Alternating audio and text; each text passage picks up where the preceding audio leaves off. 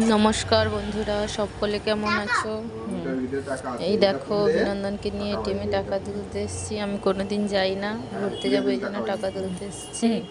অভিনন্দনকে দেখাচ্ছি কেমন ভাবে টাকা তোলা হয়, এটা কিভাবে টাকা তোলে, কোনটা ছাপানোর মেশিন, পাসবই, এইগুলো। এত টাকা দাদুর কাছে এত পয়সা আছে। না, এ বাক্সগুলোই পয়সা রয়নি, টাকা রয়। এগুলো টাকা বাক্স। সে একটা ভিডিও ছাড়ছিল যখনই, যে এটিএম চুরি করতে যে আপডেট করা মেশিন, বই আপডেটের মেশিনকে লিয়া হয়েছে। কটা সালা চোর হইতে হইলে একটু পড়াশোনা হইতে হবে, চুরি করতে হইলে একটু ডিমাগ হইতে। মনে বড় হয়ে একটা টাকা তুলতে আসবো।